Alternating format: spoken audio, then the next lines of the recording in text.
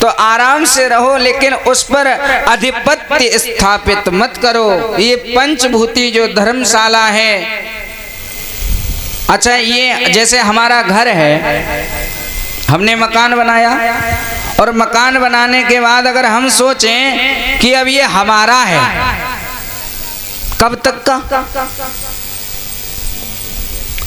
क्या जीवन भर उस पे आधिपत्य जमा सकते हो? सरकारी नौकरी भी लगती है, वो भी टाइम की लगती। अब बोलो सरकारी नौकरी लग गई, कब तक? आधिपत्य जमा लिया। सरकारी नौकरी पे आधिपत्य जमा सकते हैं कि जीवन भर सरकारी नौकरी? असंभव। ऐसे ही घर, ये पंचभूति घर है, इसमें क्यों फंस रहे हो? इसमें, इस धर्मशाला में किसी का कब्जा नहीं होता, धक्का मार करके निकाल दिया जाता है। जब अंत समय में मरते हैं तो लोग यही कहते हैं, कल भी बताया था कि कब ले चलोगे, धक्का मार के निकाला जाता है, जाओ कुछ नहीं है तुम्हारा, हमारे साथ वो ही जाएगा। ये गोकर्ण महाराज अपने पिताजी को समझा रहे हैं। ये पंचभूति क्या है, सुनो ध्यान से। कि चित जल पावक गगन समीरा, चित जल पावक गगन समीरा, चित जल पावक गगन समीरा, चित जल पावक गगन शरीरा, पंच रचित ये अधम शरीरा, पंच रचित ये अधम शरीरा, चित जल पावक गगन समीरा। हमारा जो शरीर है वो चित जल पावक गगन समीरा, पंच रचित, ये पांच चीजों को मिलकर के हमारा शरीर बना है। इन पंच तत्वों में यही पंचायती धर्मशाला अपने अपने अंश दान करके बनाई है। हम लोग प्रभु की प्रार्थना करें, पर हम लोग के जो हमारे पास तो कब्जा है, वो कब्जा नहीं कर सकते। अब इधर कर्षति कृष्णा, बोले क्या करना चाहिए? उधर हो गोविंद के तो चरित्र ही खींचने वाले कृष्ण शब्द का अर्थ, भगवान कृष्ण का शब्द, भगवान में वो ताकत है, अगर तुम कहीं पर भी हो तो तुम्हें यहाँ बुला करके मानेगा। आज मत आओ, कल मत आओ। पहले दिन कितने लोग थे? कल कम थे, आज माताएं बहनें कितनी बढ़ गई। इधर भी भाई बंधु बैठे।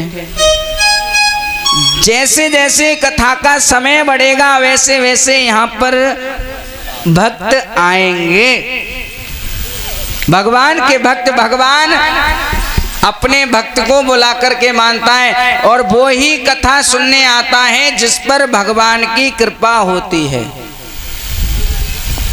और जिस पर कृपा नहीं है वो कथा क्या सुनेगा। भगवान स्वयं कृपा करते हैं अपने भक्त पर। कितना भी काम क्यों ना हो, वो अपने काम को छोड़कर या जल्दी से निपटा कर बोले कथा सुननी है, कथा ना छूट जाए, तुरंत जाएगा। इसलिए भगवान का चिंतन करो पिताजी, भगवान को मानो, और कुछ जीवन में नहीं करना है। ये तो सब मोह माया है।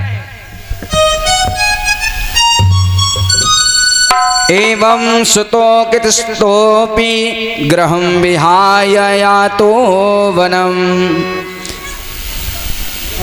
अब तो 60 वर्ष की अवस्था में आत्मदेव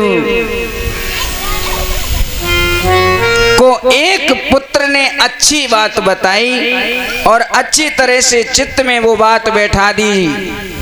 चित्त, देह, शरीर वही एक ही चीज है।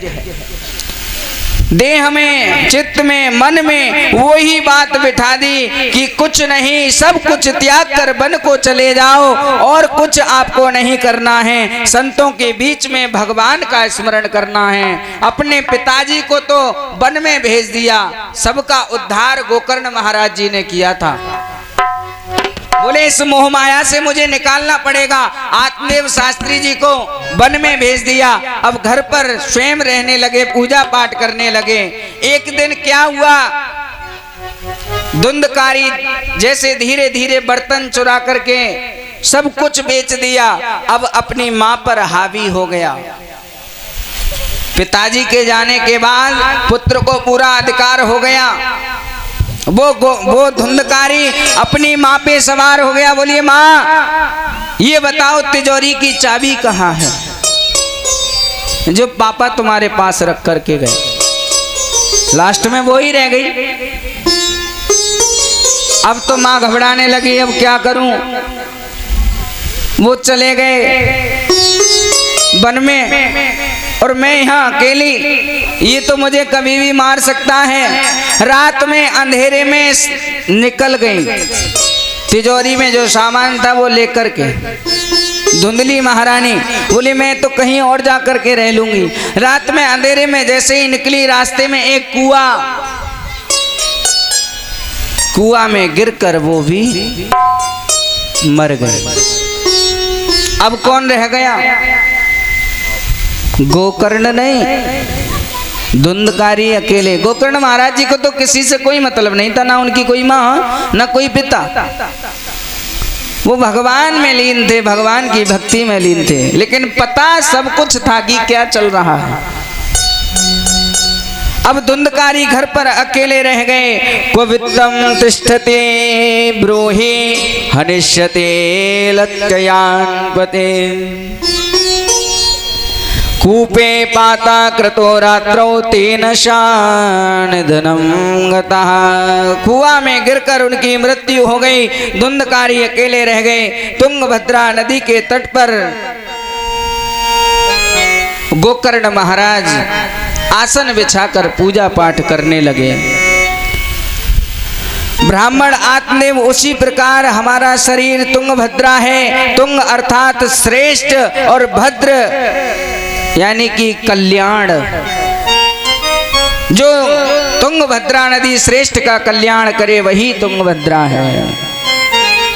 बोली वृंदावन बिहारी लाल की जयकारे। इसीलिए ही बोले जा रहे हैं महाराज, सोवो मत। अच्छा, आपको नींद आएगी तो हमें भी नींद आएगी।